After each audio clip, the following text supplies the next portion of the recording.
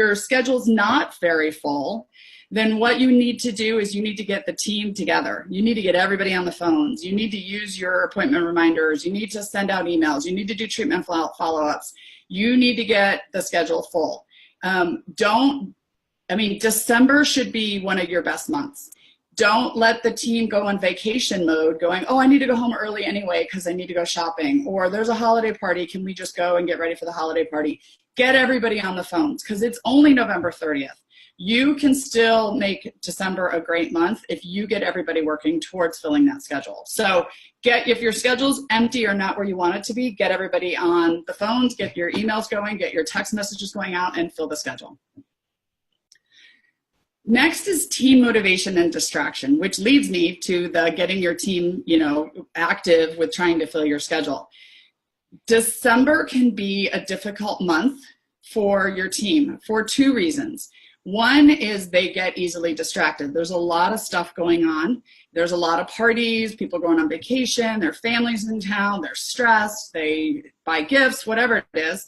And the other side is if you're a super busy office, it can be also very stressful this time of the month, or this month. They're busy, we're working hard, we're not getting a lot of downtime. So keeping your team motivated and not too burn out and keeping them from getting too distracted is really important, okay? So you need to run control on your team. Now, we want it to be fun in the office. I'm not saying we have to be the Grinch or Scrooge or anything, but we do need to make sure that the team is getting their jobs done because it's easy to today's Friday. And so the team's like, oh my gosh, it's the first weekend of December. I need to go get my Christmas tree. Their husbands are texting them. When are we going to go do this or that? We have to help our team stay focused. So keep their water cooler talk, meaning their holiday, what are you doing for the holiday vacation talk to a minimum. Keep it in the break room at lunch. Keep it not so that, you don't have this dental assistant standing around talking to the receptionist. Keep that to a minimum. And then set their clear expectations with them. Make sure they know, hey, today I want you to do X, Y, and Z, or we need to have this done before the end of the week.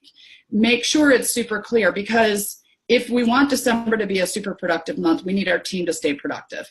And typically it's easier with the month of December, it's a little harder. So you want to make sure that you keep your team focused on what their tasks are and keep them motivated. On the flip side, be sensitive to stress. There's a big push to get patients in. Your dentist is going to, sorry dentist if you're listening, but they're going to try to squeeze in every last procedure, thing that they can. We're trying to deal with end of the year. If we can get this done this year, then next year they can start something new with insurance. So it can get stressful on the team. So just recognize that. Recognize that we might be staying late to get emergencies in. We might be trying to get new patients in. This month is not a good month to add extra tasks to the team. It's not a good month to do major changes. It might be a little bit too late at this point, but for next year, don't do a practice management software change. Don't implement a new big piece of technology. Recognize that what we need to focus on this month is just a very productive month and not adding a lot of new stuff. Also understand that there might actually be some stress for your team members outside of work. They might be getting stressed, maybe, family is in town, staying with them. They're stressed about paying for bills and their gifts for their kids. There could be some stress on the outside of work.